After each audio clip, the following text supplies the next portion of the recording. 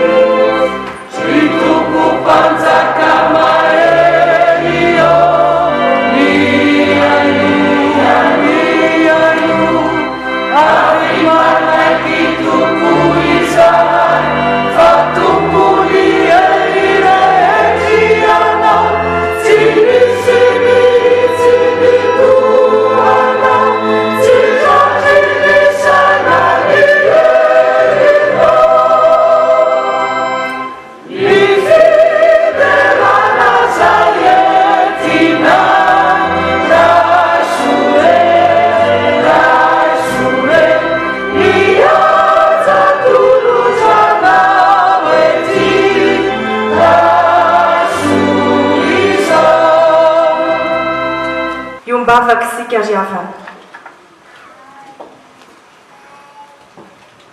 Ry Andriamanitra ray zanaka fanahy masinao, ndreto izay zanakao no taminao ka tafavory eto amin'izao tranonao zao tiany ity, mitondra ny fonay feno fiderananao, mideranao zay tompo, mankalaza ary manome voninahitra anao satria tsapanay ny fahatsaranao eo amin'ny fiainanay isan'andro. Fantatray fa Andriamanitra miany fiainanay amin'ny lafiny rehetra ianao, ary Andriamanitra mamindra fo aminay ianao, Andriamanitra velona miara-miaina aminay ianao. Misaotra tompo, misaotra noho ny amin'ny tombon'androm-pahavelomana ny fahasalamana, indrindra izao fotoan'izao izay ahafahanay miompo mampanay eto amin'izao tranonao zao, ahafahanay miaona aminao, mandre ny feonao. Kotomoera aminay Andriamanitra, aoka ho fenonao fananao masina izay tsirairay avy, ka za rehetra ataonay eto tompo dia ny fananao masina no hitarika anay, hiasa ty anatinay ho voninahitry ny anaranao. Dia amin'ny anaranao mahagaga nanaovanay izany vavaka izany. Amen. Mahazo toerana Andriamanitra.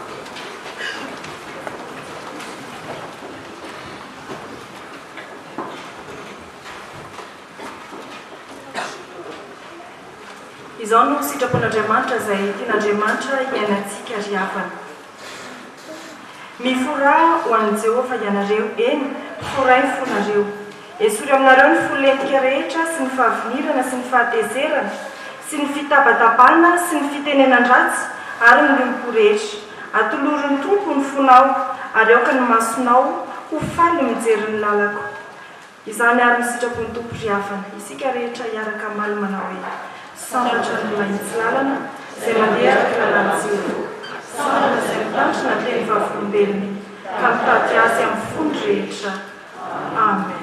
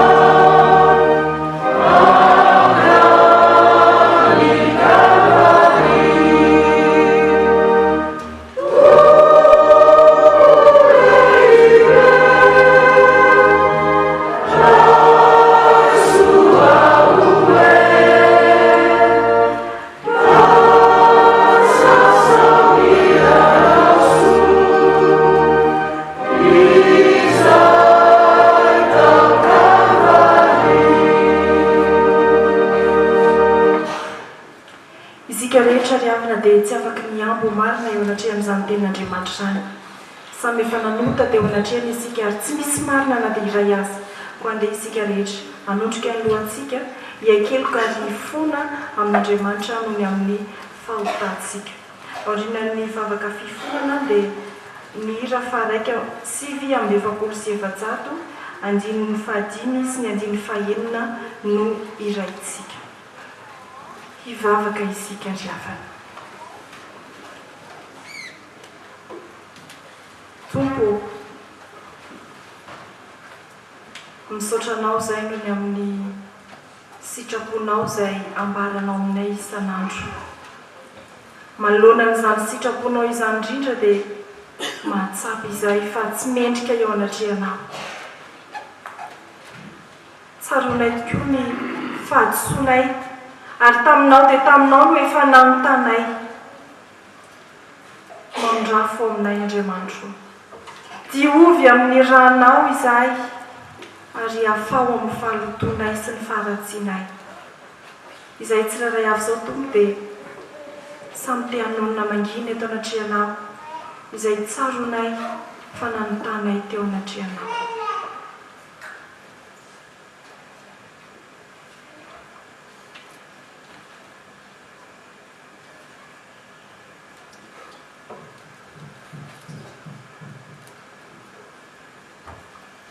Misaotra Jesosy fa mbola omenao fotoana hafana mandiny tena, hafana miakeloka sy mifona tahaka an'izao izahay. Dia matoky izay fa mihaino fivavaka ianao. Amen.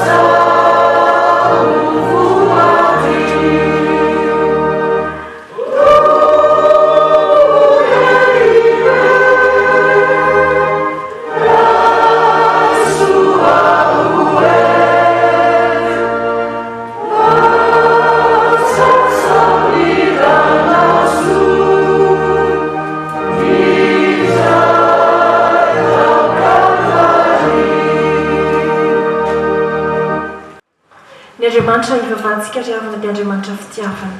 Andriamanitra mihaino vavaka ary mandray fivonana koa mitsangana. Raisy ao mpitsanganana ny famelan-keloka vaovao mahafaly omeny tompo ho antsika rehetra. Hoy ny tompo, izao dia izao no namono fahadisoanao noho ny amin'ny tenako, ary tsy ho tsarovako intsony ny fahotanao.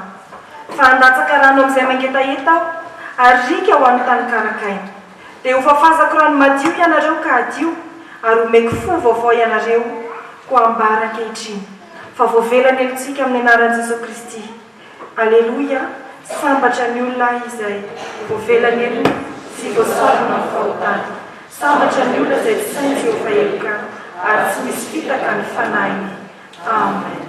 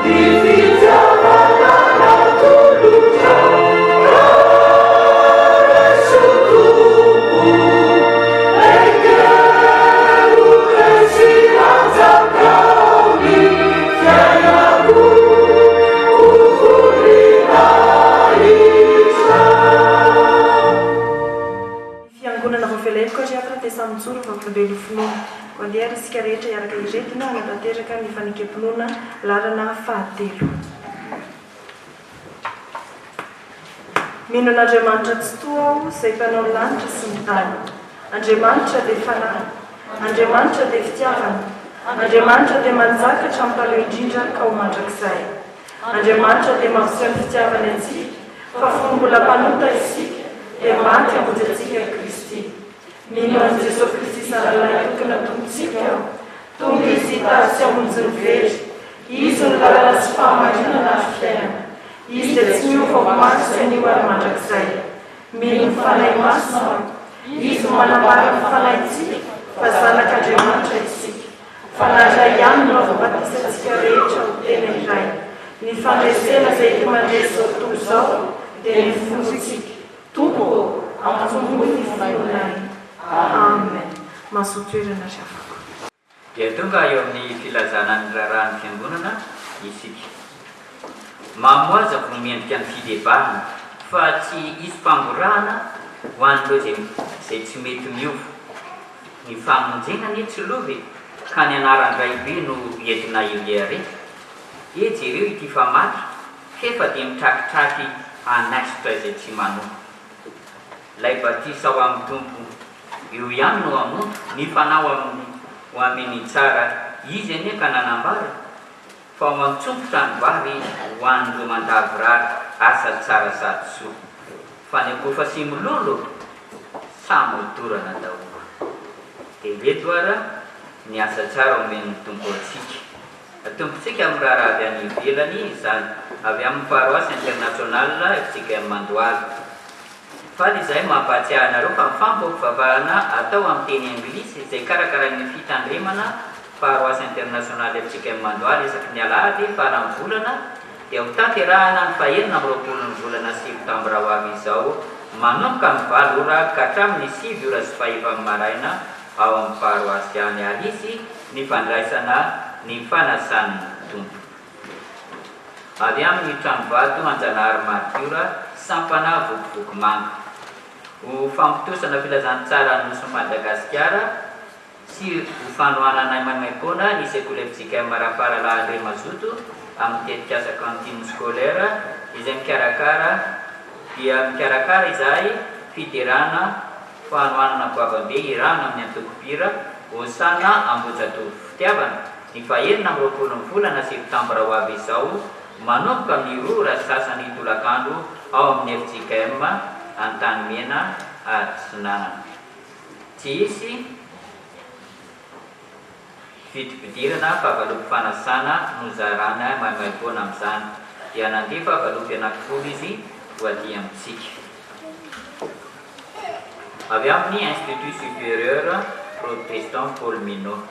Fifaliana ho anay tompona ndraiky eto anivon'ny Institut Supérieur Protestant Paul Minot ny miarahaba sy mamangy anareo amin'ny anaran'ny Tompon Jesosy. Mampandray antsika mpianakavy ny finoana ary izay fa misokatra ny fisoratana anarana tao mpianarana 1 ho andro zanantsika manana amin'ny mari-pahaizana baccalauréat sokajy tsy akanavaka ka maniry ny ho tonga teknisianina ambony amin'ny lalam-piofanana agroalimentaire na ny élevage. Dia efa misy ihany koa ao zany izay atao hoe afisy azotsika jerevana ao an-tokotany fiangonana ao. Avy amin'ny Université Raveljon ny amaranana ny raharaha avy any ivelany. Noho ny fitahin'ny tompo dia feno 5 taona izay ny mitsanganan'ny FJKM Université FJKM Raveljon sampana fahasalamana ary efa namoaka mpianatra nazo ny lisansa misy 270. Koa dia fifaliana ho anay mampandray antsika fa misokatra ny fisoratana anarana ho amin'ny taom-pianarana 2 ireto avy ny sampam-pianarana misy: infirmier anesthésiste, infirmier généraliste, technicien de radiologie, maïotique na sage-femme. Ny mpianatra ho raisina amin'ny taona voalohany dia ireo izay manana mari-pahaizana baccalauréat CSD ary ny A2. Ireo nianatra teny amin'ny toeram-pianarana ambony momba amin'ny fitsaboana faculté de médecine ka nahazo ny salanisa faran'ny taona ambony kanefa tsy tafiditra L2 noho ny toerana voafetra dia andalo fandiniana ireo antota taratasy nomeny ary azo raisina ho taona faharoa raha mahafeno ny fepetra iretra. Ireo izay mitady fanazavana fanampy moa dia afaka manampina ao Ambatobevantsy no misy ny toerana Université FJKM Raveljon sampana fahasalamana. Toy izao kosa ny avy eto ny toerana. Avy amin'ny komity faharoapolo taonan'ny fiaraha-manompo. Ny komity ny faharoapolo taonan'ny fiaraha-manompo amin'ny tanjona rakotina valamy maholo mianakavy dia manentana antsika rehetra amin'ny fandraisana anjara amin'ny karatra tanam-pitiavana izay hoentina manatanteraka ny tsangam-bato Itamaso izay ataontsika. Ary mampatsiahy ihany koa fa ny fisoratana anarana ho an'izay maniny hiditra ao amin'ny sampana vondrona fototra laika dia afaka manatona ny tompona andraikitra ao an-tokotany ao. Avy amin'ny fiandreketana ny fandraharana. Iangaviana isika anamarina ny anaran'ny taranaka efa mipetraka amin'ny peta-drindrina ao an-tokotany ao. Avy amin'ny asa sosialy. Ny fiandreketana ny asa sosialy dia mampahafantatra antsika rehetra mpianakavy ny finoana fa misokatra manomboka ny alatsinainy 17 volana septambra lasa teo ny fampisakafoanana ao amin'ny kantina ary ny fisoratana anarana dia isaky ny alakamisy atoandro ihany. Reto indray ny avy amin'ny sampana FRK.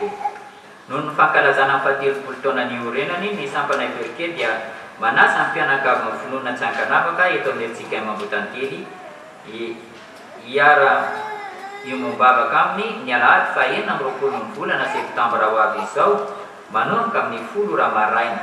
Aoriana amin'ny fampivavahana dia anatanteraka ny fitokanana ny tranomboky isika izay mitondra ny anarana tranomboky Andrianona. Manolotra fisaorana tompo amin'ny fanatehanareo io ivo ny fankalazana ny 70 taona io dia ho an'Andriamanitra ireny ny voninahitra.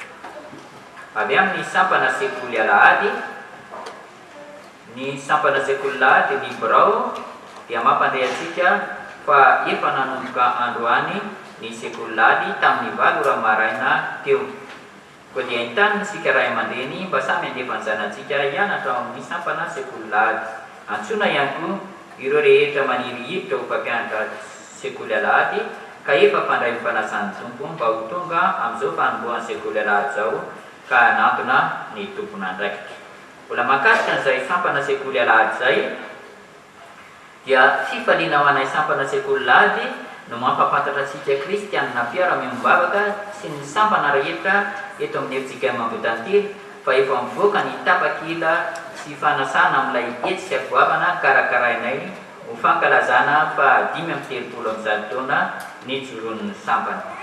Tantaran-dampihazo mitondra ny lohateny hoe Tsangam-bato roa nosoratan'ny Ratsisy-Traina Johnson miendrika comédie musicale izay ho tanterahana ny alahady fa 14 volana oktobra ho avy izao manomboka amin'ny gorora sasany ao amin'ny CCSK Antanimena. Ny mpanoratra ho dia Taranaka Mitandrina Ratsisy-Traina iray tamin'ny 12 mirahalahy nandika amin'ny baiboly tamin'ny teny malagasy. Ny tanjona voalohany amin'izany dia tanjona ara-panahy, fitoriana amin'ny filazantsara sy ny fijoroana ny vavolombelona ataon'ny tanora sy ny sampana avy eo amin'ny efitsika Ambohidrantely ivelan'ny fitandremana misy azy. Ny tanjona faharoa dia fanehoan'ny tanora sy ny sampana ny talentany sy ny fanomezam-pahasoavan'izy ireo tsirairay avy, filalaovana an-tsehatra, ny fahaizana mihira sy ny mandihy. Ary ny tanjona fahatelo dia ny ananganan'ny sampana sekoly alahady Tsangam-bato hita maso ho an'ny fiangonana. Izara roa ary ny fampisehoana ka ny tapany voalohany dia andraisan'ny koralina Ambohidrantely, koralina Maintomilala Ambohidrantely, ny Titantely, ny Titantely Anjara ary inventy ny hira fa 530 taona kosa ny sampana sekoly alahady rehetra. Ny tapany faharoa kosa dia ny seho an-tsehatra manontolo izay ravahan'ny hira eny antenantenany eny. Manentana anao sahady ary izahay hifanondrona aminay ary misaotra indrindra dia mirary soantsika rehetra eo ambany fitahin'ny tompo mandrakariva ny birao sy ny komedy ny fankalazana. Ireto indray kosa ny samy hafa tompontsika amin'ny rakim-pisaorana voaray tamin'ny herin'ny androany. Na dia kely aza ny androanao dia ho lehibe indrindra no hiavaranao. Jesosy mbola misaotra anao noho n'izao fotoana nomenao izao. Misaotra anao satria Andriamanitra feno fahasoavana ianao, feno fitiavana, feno famindrabo ihany koa. Noho izany rehetra izany dia Jesosy dia ohatra n'izao ny fiainako. Manolotra rakim-pisaorana no ny fahafahako baccalauréat, rakim-pisaorana ray alina ariary. Rakim-pisaorana 5 alina ariary nalefa tamin'ny alalan'ny M10. Jehovah no aram-batoko sy batery fiarovana ho ahy ary famonjy ahy. Mangataka ny fihirana Ambohidrantely. Alleluia, hosana.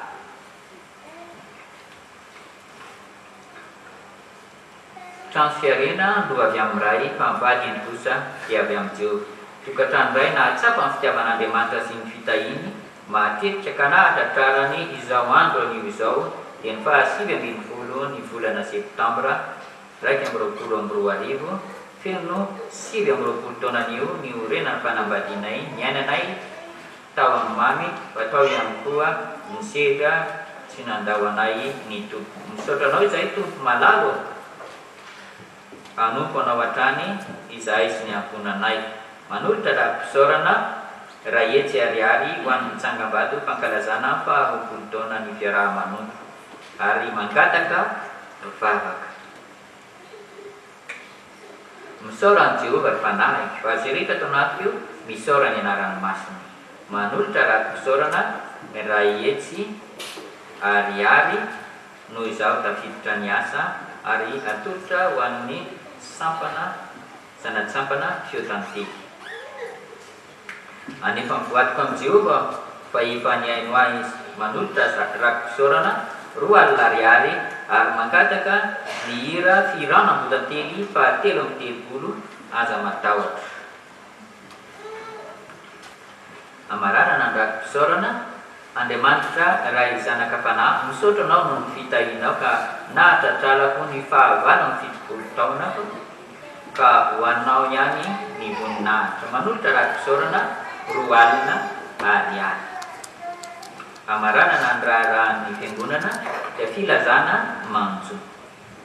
amin'ny finoana fitsanganantena maty no ilazanay aminareo fa ny ava-malalanay Rakoto Arvely Léon Gilbert dia natsony ray odiany aminy ny alarobia fahatimy ambin'ny folo ny volana septambra lasa teo rehefa nivahiny 2 taona teto an-tany.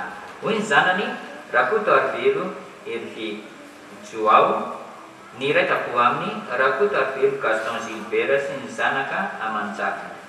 Nofo moa dia efa niala tao an-tranony ny zoma 7 ambin'ny folo ny volana septambra lasa teo namezam-boninahitra an'Andriamanitra teto amin'ny efitsika Ambohidately talohany nanampianana azy tao amin'ny fahasandrasany Ankadbe Ambotrondiavana ary ny fiangonana dia namena pararafika amin'ny anaran'ny tompokolay. Dia toy izay ny raharaha voaray eto am-pelatanana ho an'Andriamanitra ireny ny voninahitra. Taona dia tonga indraitsika eo amin'ny fankalazana ny fetin'ny taranaka. Tamin'ity taona ity nefa nifanindran-dalana tamin'izany ny fanatanterahana ihany koa ny fiaraha-manompo 20 taona ny fiaraha-manompo tamin'ny ray aman-dreny mpitandrina Rakoto Mavalana Oly sy ny ankohonany. Nisy izany ny fandaminana mba satria ny teny entina manao ny teny masina entina manao ny fetin'ny taranaka moa dia hoe dia niosika ny olona ka ny vavaka izay eo amin'ny Exodosy 2:12-7. Ampitiavana tokoa no ankalazantsika ny fetin'ny taranaka satria raha nanokatra ny 20 taona miara-manompotsika dia misy teny izay ny tenin'Andriamanitra nomena ray aman-dreny mitandrina dia hoe mifanompo amin'ny fitiavana ao amin'ny Galatiana 5:5-7. Fandaminana zany dia manomboka ny 17 Desambra 17 Septambra ka hatramin'ny 3 Oktobra ny fetin'ny taranaka. 17 Septambra ka hatramin'ny 3 Oktobra. Ny alatsinainy 17 Septambra dia irana amin'ny mpitandrina maoly ny ray mpianakaviana sy ny lehilahy tao amin'ny fiangonana. Misy vahiny manokana nasaina moa dia ny mpanakanto Hijaramana-toanina. Ny talata indray dia miaraka amin'ny ramatoa Andro Lalao Rakoto Navalina izay vadiny mpitandrina miaraka amin'ireny mpianakaviana sy ny vehivavy tao amin'ny fiangonana. Fa misy koa ny mpanakanto nasaina dia mialy Rakoto Mamonjy. Ny alarobia indray dia miaraka amin'ny zanaky ny mpitandrina telo mianadahy sy ireo tanora ary ireo ankizy miaraka aminy ary misy vahiny nasaina koa dia ny mpanakanto na. Ny alakamisy indray dia eto amin'ny fiangonantsika manao fotoam-bavaka izay arahana amin'ny chorale CA sy ny chorale CMA. Ao anelan'elan'irany chorale CA sy CMA dia misy tononkalo izay hovakina izany hoe ny ray aman-dreny mpitandrina no namolavolasy fiarahana ao anatin'le 20 taona ny raha nanompo izany. Ny somatsy ny sabotsy moa dia toy mahazatra antsika isa-taona ao amin'ny tokotanin'ny akany izay tsena be ny taranaka manomboka amin'ny 7 ora izy io varotra fampisehoana sy ny trano eva isan-karazany dia misy koa ny fiaraha-misakafo ny taranaka izay misy sarany ray alina ihany 10,000 ariary 50,000 francs zany ka raisina afaka raisina tokotany. Le zomasy ny asabotsy dia amin'ny 7 ka hatramin'ny 4 ora. Amin'ny 4 no mpiantona ny tsena be ny taranaka. Ny alady indray dia miverina eto am-piangonana antsika izay manao ny aladin'ny taranaka. Io dia fotoam-bavaka dia misy ny fiantsona fandraisan-tanana isa-taranaka dia fandraisana koa ireo valopy fanatitra izay noman'ny isa-taranaka ary faranana amin'ny fandraisana fanasan'ny tompo. Toy izay zany no nandaminana tsika fiangonana ny izy dia manantena antsika samy hanao zava-dehibe ny fotoana rehetra mba ho voninahitra Andriamanitra. 17 zany ka hatramin'ny 17 Septambra ka hatramin'ny 3 Oktobra zany ny ankalazantsika ny fetin'ny taranaka dia ho an'Andriamanitra ireny. Fiara-banantsika rehetra ry havana amafisina hatrany ny fanentanana ny amin'ny rakitra voalohany hotapazana eny am-pitsanganana ny rakitra faharoa kosa dia ny vokatra izay aterintsika ety anoloana. Vokatra izay entintsika nataterana ny tsena be taranaka ahazona ny enti-manana rehetra amin'ny fanatanterahana ny adidy aman'andraikitra ary napetraka Andriamanitra amintsika fiangonana dia mampahery antsika hatrany ry havana ao anatin'izany rehetra izany. Hoy ny tompo hoe mahefa be mandrakariva amin'ny asan'ny tompo fa tsy ho foana tsy akory ny fikelezanareo aina ao aminy. Ry havana malala ao amin'ny tompo misaotra an'Andriamanitra lehibe izahay ao amin'ny fiandraiketana miara-panahy eto amin'ny FJKM Ambohidately fanohan'ny famondram-pony dia tojo ity androany ity isika izay alahady hitondranam-bavaka ny asan'ny fiandreketan'ny ara-panahy na ny FAP araka ny fanohanantsika azy mahazatra. Izavy moa no ao amin'ny fiandreketan'ny ara-panahy. Afaka miditra ao avokoa ny mpandray fanasan'ny tompo sy ny dekonina ary ny olona na vavy na lahy. Ny antom-pisiny dia miara-iasa amin'ny mpitandrina amin'ny fampandrosoana ny fiainam-panahin'ny fiangonana.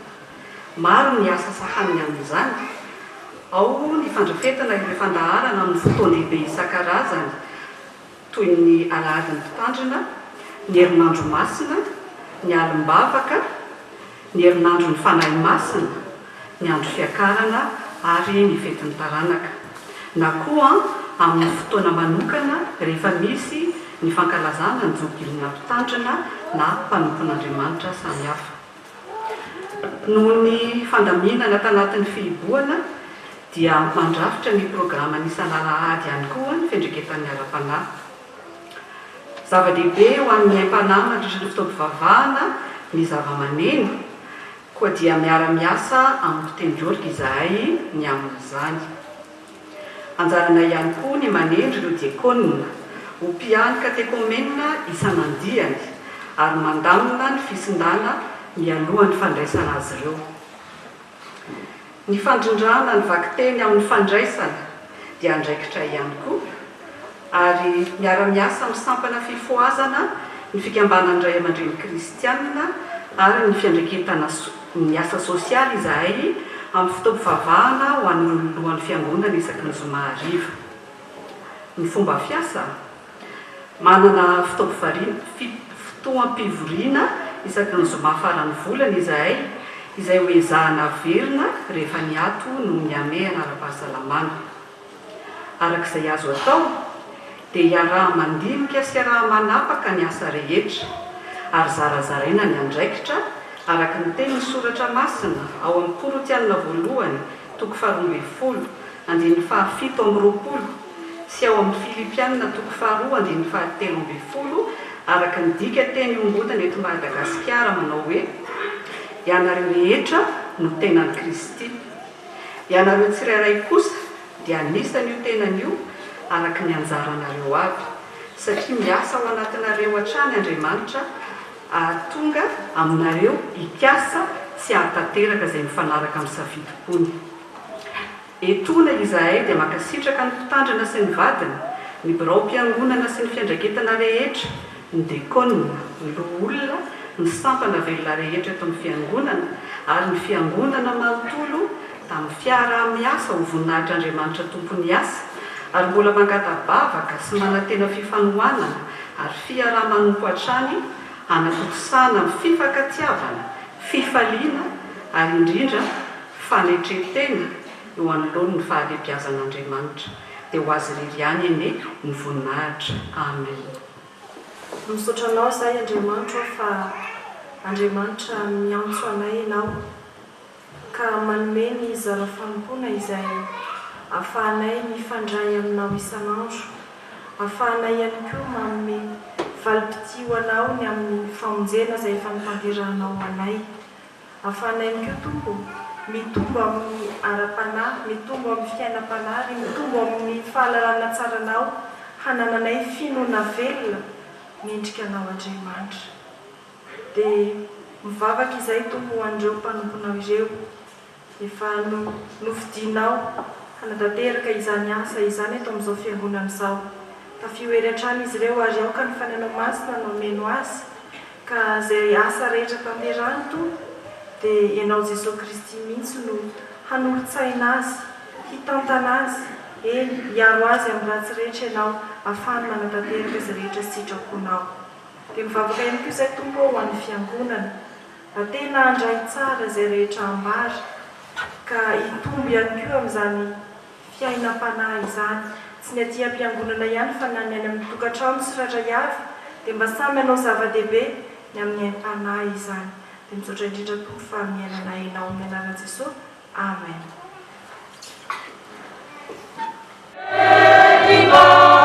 Família Israel, e vai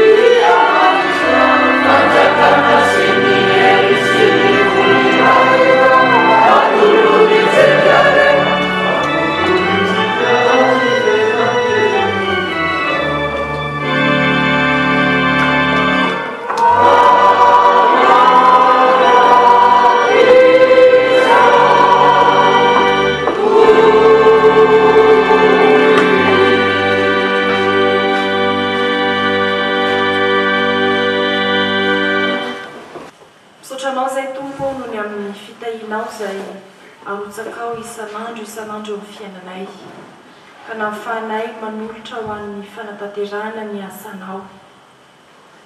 Raisy tompo fa vokatry ny fonay nitokany amasiny mba havitana ny adidy amanandraikitra rehetra izay napetraka ao amin'ny fiangonana. Indrenany koa ny vokatra avy amin'ny fony tsirairay avy hitanao izany Andriamanitra dia nao aneno hamaly fidiny tsirairay avy. Dia misy ihany koa tompo ireo mpanomponao izay na tsy ary fahasoavana manokana na tsy ary fitahiana manokana ka nanolotra ho anao ho an'ny asanao. Mety misy ihany koa izay nanolotra tany amin'ny mangingina nanome ho amantra teny an-dalana teny dia nao Andriamanitra neno handray ary hamaly fity azy ireny. Raisy tompo fa vokatry ny fony tsirairay avy izany atolotra eo anao. Dia mivavaka izay ho andro namanay izay mangatabavaka tanao ary renao ny tsirairay avy teo dia nao Andriamanitra neno hampirotsaka isan'andro ny fitahinao sy ny fahasoavanao amin'izy ireo ary indrindra tompo hamindra fo ianao ka ataonao tsapan'izy ireo tokoa fa Andriamanitra velona miasa ary tsy mahafoy azy ianao. Dia misaotra indrindra noho ny amin'ny zavatra rehetra amin'ny anaran'i Jesosy Kristy tomponay. Amen. Mahazo toerana riavako. Tonga amin'ny fotoana izay enontsika ny tenin'Andriamanitsika ry havana. Ny teny rehetra izay hovakiana dia araky ny dikateny ombonana eto Madagasikara. Fameloan'izany dia mbola hitavantsika. Ry iray masina tsara indrindra, mbola velom-pisaorana anao izahay. Fa miteny aminay mandrakariva ianao ry tompo ary mangataka indrindra izay ny fiasan'ny fananao masina satria anatinay tsirairay avy andraisanay ny sitraponao, andraisanay ny teninao ka tonga ny teninay mba ho tena ho fiainana ho anay, hitondra hery ho anay, hitondra fahasalamana ho anay ka ho fanilo ny tongotray. Ny mpanomponao koa tompo izay hitondra ny hafatrao, ny fananao masina no anendry ny lelany, izay sitraka no ambarany ary izay rehetra miainy kosa tompo dia tena ho mpiainy mpakatoa ny teninao. Dia mitenena tompo fa miainy ny mpanomponao. Amin'ny anaranao Jesosy Kristy ny anandratanay ny vavakay. Amen. Ny teny izay hovakiana ry havana dia ao amin'ny fanekena taloha. Boky ny Nomery toko 9, ny 15 ka hatramin'ny 12. Ny teny rehetra azy vakiana dia vakiana amin'ny anaran'ny tompo.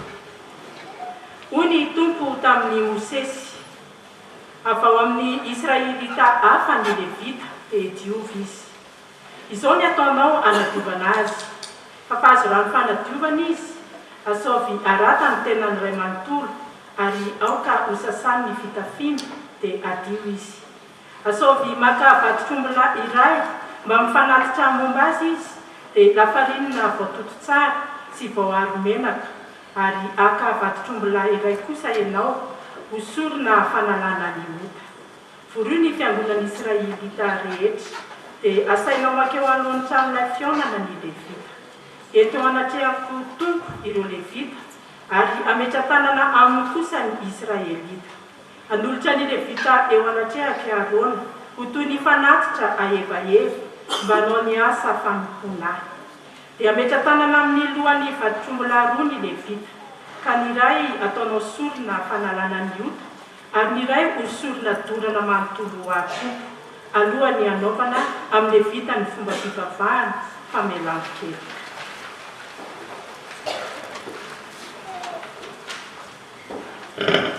Mbola ho toy antsika ny vaky-teny hita ao amin'ny asan'ny apôstôly toko 9, ny 17 ka hatramin'ny 20. Hovakiana amin'ny anaran'i Jesosy. Ka hoy ilay tandapa tamin'ny Filipo, azafady tompoko, iza moa no lazainy mpaminany amin'izany? Ny teny any sa olo-kafa? Dia niteny Filipo ary niainga avy amin'ireo andalatsoratra masina ireo no nanambara ny vaovao mahafaly momba an'i Jesosy. Nizotra ny dian'izy roa lahy ary teo amin'ny toerana anankiray misy rano, ka hoy ilay tandapa, hita eto misy rano, ka inona no sakana tsy atao batisa? Dia novalian'i Filipo hoe, raha mifonao manontolo no inonao dia azo atao batisy ianao. Ary ilay tandapa ninao fa i Jesosy Kristy no ilay zanak'Andriamanitra. Nasain'ilay tandapa najanona ny kalesy dia niara-nidina nankeo anaty rano izy mba ny Filipo ary nataon'ny Filipo batisa izy.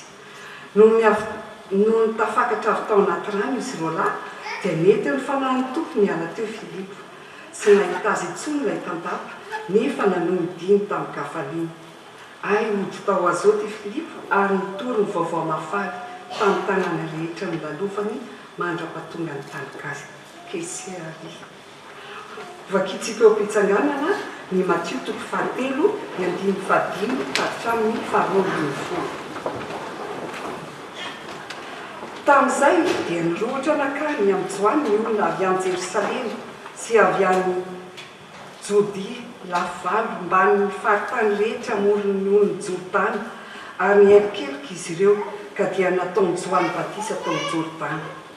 Rehefa hitany Joany ny farisiana sy ny tsadosiana maro nanantona azy mba atao batisa dia nilazany hoe ry tarana menarana, iza no nanoro-hevitra anareo atao batisa dia iza no nanoro-hevitra anareo mba handositra tsy ho tratra amin'ny atezeran'Andriamanitra izay atolotra. Asio amin'ny fitondrantena mendrika fa nialanareo tokoa ny toe-dratsinareo ary aza miambo anankapo hoe manana ny Abrahama ho razambenay izahay satria lazaiko aminareo fa ain'Andriamanitra tao ny manangana zanaka ho an'ny Abrahama avy amin'ny reto vato rehetra. Indro efa eo amin'ny potikazo ny famaky ka ny azo rehetra tsy mamovo tsara dia ho kapaina ary atsipo ao anaty afy. Hoy Joany, ny ahy ao amin'ny rano no anaovako batisanareo mariky ny fialana amin'ny toetra ratsy. Fa ilay taminy ahoriko dia mahery noho izao ary tsy mendrika hivimbina ny kapany akory aho. Ny azy dia ao fanahy masina sy afo no anaovany batisa anareo. Efa eny an-tanany ny fikoroana ary dioviny tanteraka ny vary eo mpamoloana ka ny vary no angorony antsofotra fa ny lolo kosa hodorany amin'ny afo tsy mitsaha mirehatra. Ray masino manamasinanay amin'ny fahamarinana ny teninao ny fahamarinana. Amen.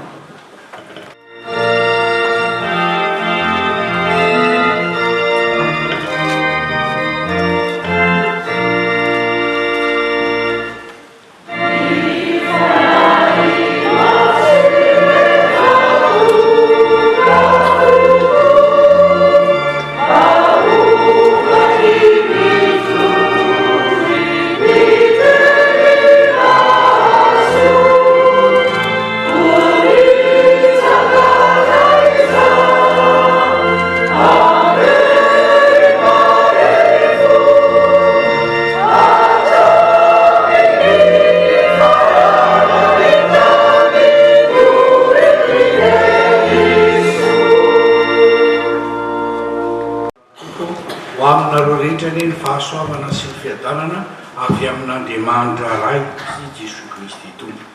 Dia faly miarabantsika amin'ny anaran'i Jesosy Kristy no amin'ny fiolana ary dia misaotra n'Andriamanitra eny amin'ny toeran-tsaintsika fa noho ny fitantanany dia mbola nomeny izao andro voalohany amin'ny herinandro izao natokana ahatserovana ny zanany tamin'ny maty ary mba handraisantsika izany fonjenjany ary indrindra fa ny tantanany antsika tsiraray avo zao ka afaka miombony eto amin'izao toerana izao afaka miain'ny teniny ka misaotra hodera sy manome voninahitra azy manamasina ny ao aminareo mankariva. Ny aloha hevitra moa eo anivon'efitsakemy mareva malala dia hoe miorena ao amin'ny tompo amin'ny alalan'ny batisa ary dia mombo zany koa mbola angalantsika avatra ao amin'ny Matthieu 7:17 ka ny 9:20 manao hoe koa mamoaza vomiendrika ny fibebahana ianareo raha midihemina izy dia hoe asa io amin'ny fitondran-tena mendrika fa ny alanareo tokoa ny toe-dratsinareo. Izany ry havana dia teny nambaran'ny Jaona Mpanabatisa tamin'ireo sadseo tamin'ireo farizianina tonga nanantona azy a rehefa niantso nanao niantso amin'ny batisa ny fibebahana i Jaona mpanao batisa. Ao amin'ny andininy voalohany ka hatramin'ny fahaenina matsy dia tantarainao amin'io ny amin'ny Jaona mpanao batisa. Jaona mpanao batisa zay toy ny mpaminany satria teo amin'ny zanak'Israely rehefa herany tsy nisy mpaminany dia toy ny mpaminany tamin'ny testamenta taloha dia nitory izy nitarika ny olona ho any amin'ny tany amin'ny efitra tany akaikin'ny on'ny Jordana ary niaina takan'ireo mpaminany rehetra izy ary nitory ny amin'ny batisa amin'ny fibebahana izy izay ahafahana mandray zany a ny antsoina hoe fanjakana lanitra. Raha malala dia nakasitrahany vahoaka tokoa izany asa zany ary Jaona mpanao batisa moa dia nanana toerana lehibe tao amponin'ny Joda tamin'izany fotoana zany ka maro be ny olona nanantona azy. Indrindra mantsy ny tao amin'ny Matio vakintsika dia hoy izy hoe ny lafo valo ny Jerosalema sy avy any Jodea lafo valo mamy faritany rehetra dia tonga nanatona ny Jaona mpanao batisa daholo ary zay rehetra miaiky ny fahotana dia nataony batisa. Ary zavatra mahagaga tamin'izany tsy hoe tonga tany daholo mivoaka marobe fa tonga tany ihany koa ny fariseo sy ny sadseo. Fariseo sy ny sadseo dia ahilalana teo amin'ny jiosy zany sy mpitondra fivavahana teo amin'ny jiosy zany. Ireo no miany fiarahamonina, ireo no tompony andraikitra manampy ahefana eo amin'ny fiarahamonina dia rehefa na rehefa nohitra tany daholo ny vahoaka rehetrarehetra atao Jaona dia mba tonga koa izy maniazakazaka tamin'izany satria fantatry Jaona fa olona tia misehoseho izy ireo ka mba lasa izy natao nakataka natao batisa na dia tsy resy lahatra ny amin'izany fahatezeran'Andriamanitra zany ary izy ireo dia tonga ihany izy ireo kanefany efa fantatry Jaona moa ny amin'izy ireo ka zany natonga ny Jaona niteny tamin'izy ireo hoe ny taranaky merarano izany nanoro-hevitra nareo andosirany fahatezerana ho avy koa mamoaza vomendriky ny fibebahana ianareo. Mamoaza vomendriky ny fibebahana ianareo. Fantatry Jaona tokoa momba n'izy ireo ary zay ny mahatonga ny Jaona hiteny hoe mibebaha ianareo zany hoe aoka ianareo hiala amin'ny toe-dratsinareo. Fa inona moa ny toe-dratsin'izy ireo dia io atsony Jaona hoe ry taranaky menarana. Taranaky menarana ny antsoina azy menarana dia tsarontsika fa ilay namitaka anevo ary anevo filazantsahaka ny Jaona dia atsona ireo olona ireo amin'ireo taranaky Abraham ireo hoe atsona hoe ray lanitra satria tena mpandany eo mihitsy ireo ary koa tsy vitana raha ny fa mpamonoana misy amin'izy ireo mihitsy no ray anjara namono ny mpaminany namono any Jesosy Kristy ary tsy vita amin'izany ihany koa fa ny toe-dratsy atsona ialan'izy ireo tokoa dia nitenen'ny Jaona mpanao batisa hoe aza mihevitra ianareo fa manana aza manao aza miamo manao anakapo hoe manana ny Abrahama ho razambe izahay mirehare ny amin'ny Abrahama razambeny izy ireo. Ie nalaza tokoa i Abrahama satria i Abrahama dia tsy hoe ray ny finono avy amin'ny Abrahama sy ny tarana no andrasana fitahina ho an'ny firenena rehetra ary olona fantatra ny fankatoavan'izany Abrahama zany an'Andriamanitra ny fanarahany ny didin'Andriamanitra saingy ambaran'ny Jaona mpanao batisa fa tsy mba nanaraka izany toetrany Abrahama fanohon'ny Abrahama zany ireto sadseo ireto fariseo reto fa dia mitsinjo ny fitiavan-tena izy ireo ka zany natonga ny Jaona niteny taminy hoe miaoka ianareo miala amin'ny toe-dratsinareo. Tsy moramora reva malala zany miala amin'izany toe-dratsy zany fa asan'Andriamanitra lieriandry zany satria asa vokatry ny fahatsapahan'ny olona anankiray ny fahakelesany ny faharatsiny manoloana ny fahalebiazany voninahit'Andriamanitra, manoloana ny fahamarinan'Andriamanitra, manoloana ny fitiavan'Andriamanitra tsisy fetra, dia mahatsiaro izy fa tena bitika aoka zany izy. Ary zany fahatsapanan'izany tsy tonga ho azy raha tsy misy Andriamanitra mihitsy no mitarika an'ilay olona amin'izany ka ahitany izay zavatra mifanohitra tanteraka zany ka mahatonga azy lava, mahatonga azy tsamy, mahatonga azy tsy mahita lalakombany fa Andriamanitra kosa dia tsy mamela azy rery fa mitantana azy reny mihitsy izy ireo.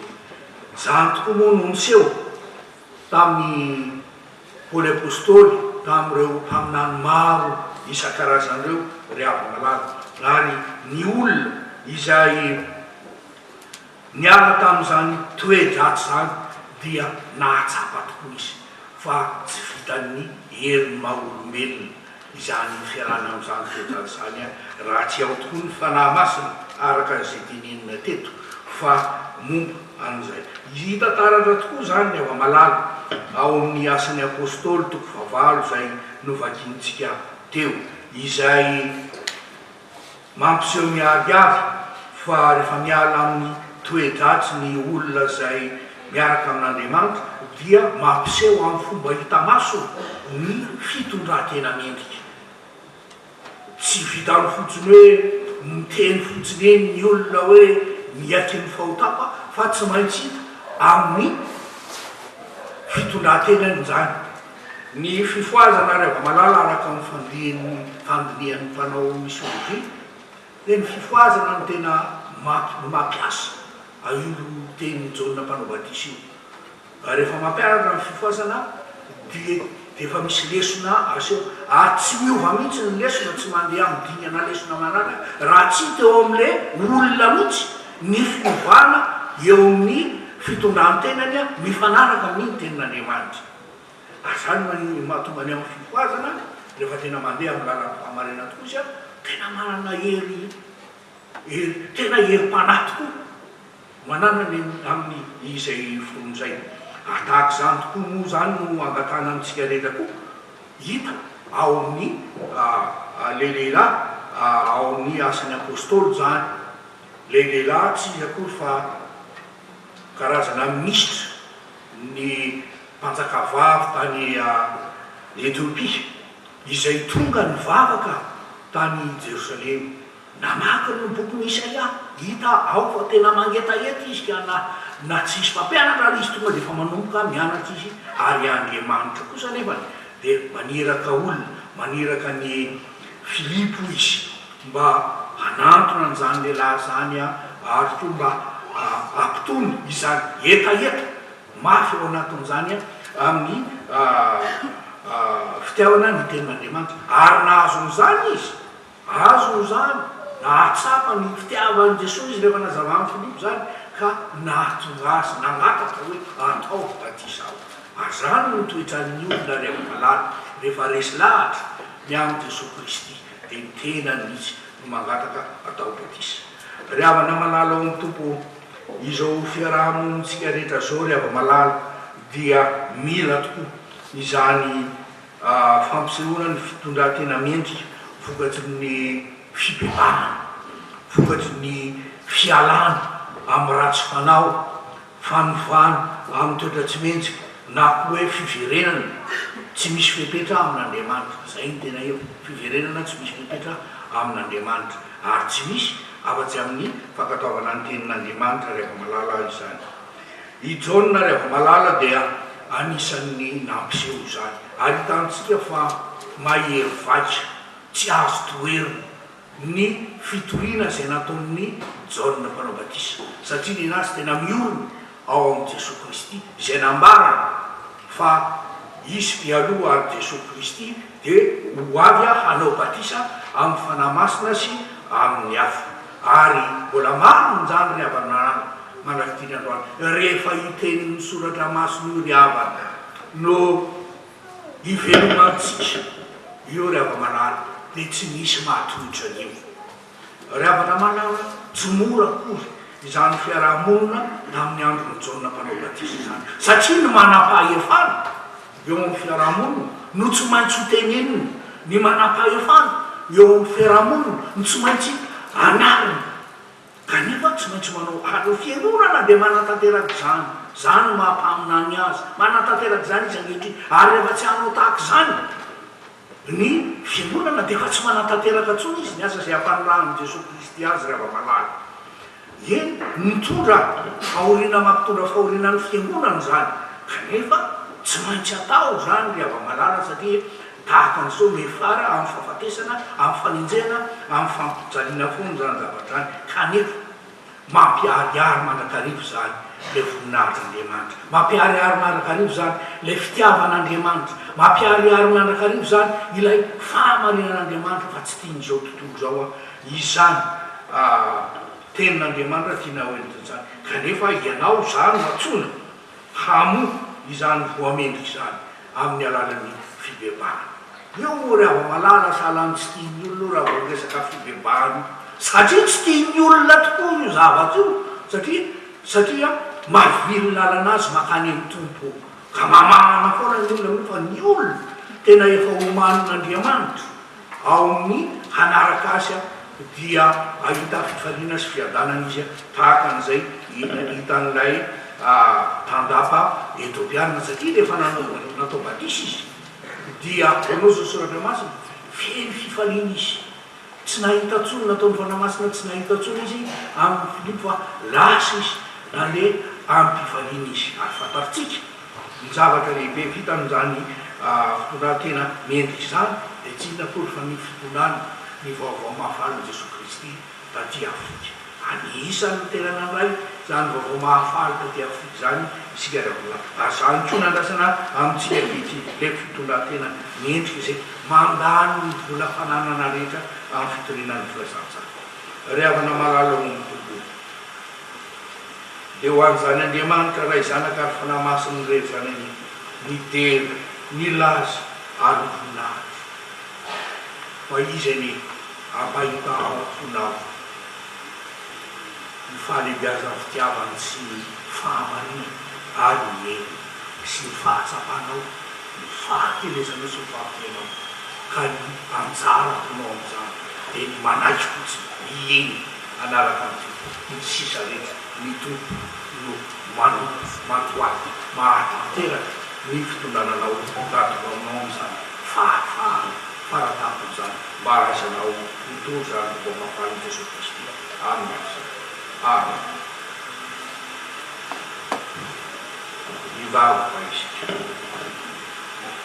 Soranay ianao ry Andriamanitra raha izanaka fanamasina noho ny teninao mampatsiahanay ny tsy maintsy ialanay olombelona amin'ny faharatsiana amin'ny alalany fibebahana satria izany tokoa no manalavitra anay ianao. Ny teninao tokoa dia mampatsiahanay ary mampiharihary eto anatinay fa tsy vitanay izany amin'ny maha-olombelona no famandrana satria efa tafaletika loatra ty afonay izany toetra ratsy izany. Misotranao anefa izahay tompo fa efa nahariarinao teo anatin'ny olombelona rehetra izany fitiavanao izany tamin'ny nanirahanao aminany anory lalana anay andeha amin'ny lalana maro, tamin'ny nanirahanao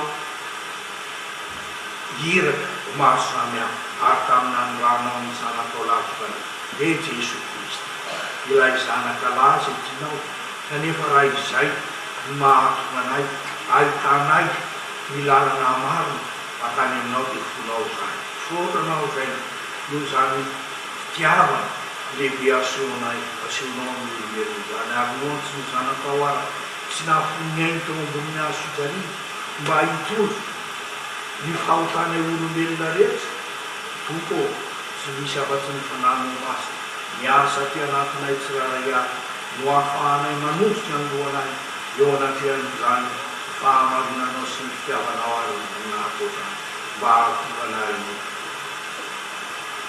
mibebaka mahatsiaro ny fahalinenay ka manapaka anay amin'izany tezany fotan'izany kama manay ditatya niya pagyancho akatuan din na bayasan pa na mas ng luna bahanan san kaafaan san kaafaan Kubo so tribuna na sinamit na naman ay kintinyo ito ni Pugima katil sa kubo kaya pinatiyong bata sa ba tungan ni Kristian ay malimtin na dimandi ang saan tugato na needs to be forgiven sa dana de sabunaya pama isa kamnay si chikitamay sa tema kung panano maasunod sa miyasang status ni sign at manayan diyan sa mga yung wabaka wani sufigura na association man kariyan ni tapos na walang mo siyap na pawan natin sa pasalaman natin manigat grand pang-usahan yung mga pasawa say kanyang si cara-cara nasalit para pasalaman ang sa kalkulitawan niyang panapudrito sa apisay dia tunda anasana nawazi ni Israel sa tiya kataan na ito na kapatid na su bayaran mo ngarakang sugunan ni Tulaysi ang tuminan ni Figeba na umunod Jesus yung tunda ang babakayang kusay ni Christ nun yung tunda pauwin yung Christ nun si Aso niya say yung Christ nun si Saira upo ay no kung sa akin di pamanay kalian pananumas si manularan anay siya yaso ni Jeremy pananumas upo kung ang babakan sirini na dinamit sa ako anay kusay si Nico Kamanakas sirini na di mananang darap yung na siya no sa tipang minong pagumapa simtad ka na iwan yung matapa isa yari ko kung bigyan tinda sa may lipid dan siya ganoon na isang ito kanano mas na niya sa timunan batong isang tinaw sa ni hilas at walay lumalagas rin ba mananigil yak keso sabat amanagiran itong silinzo siya itang dala na lipuan ang sabat amanagiran na bahan teras manitong national di mamita kayang kusay ito po ni F.Kim Ireman po Yodia Kamana Lulu pa na Oktober ito na apir ko mga ayun lu bro ube sunod ang dekar na sino na nasanat na lima natin inaron o Jesu lu at sino ang mabanagyan ko sa ino sinapayang sa nagkita na ito kaya siya na pamasin na ito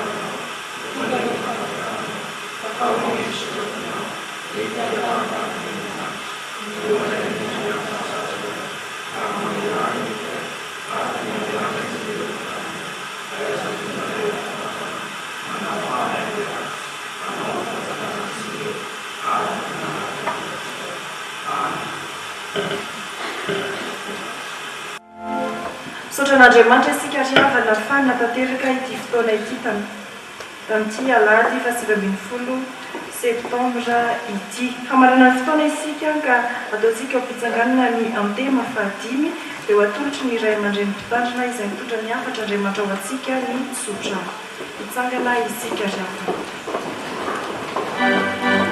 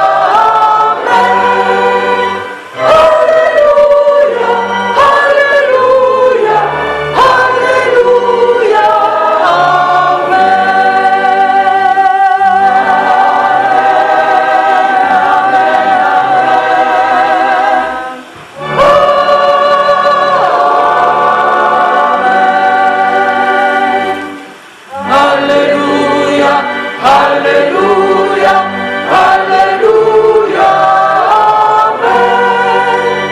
Alleluia, alleluia, alleluia,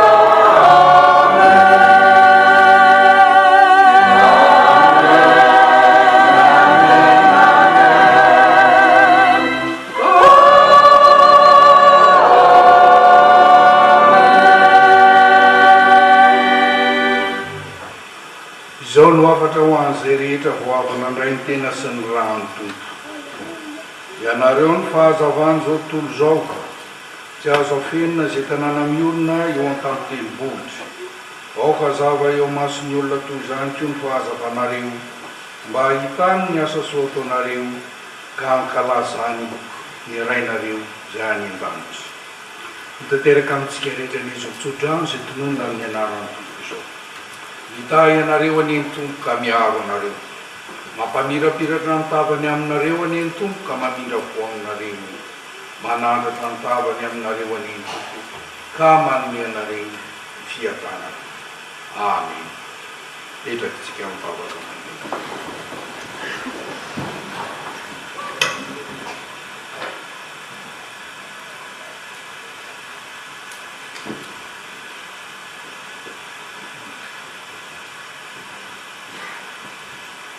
Van'Andriamanitra rerena ny voninahitra dia amin'ny naran'ny Ray sy ny Zanaka ary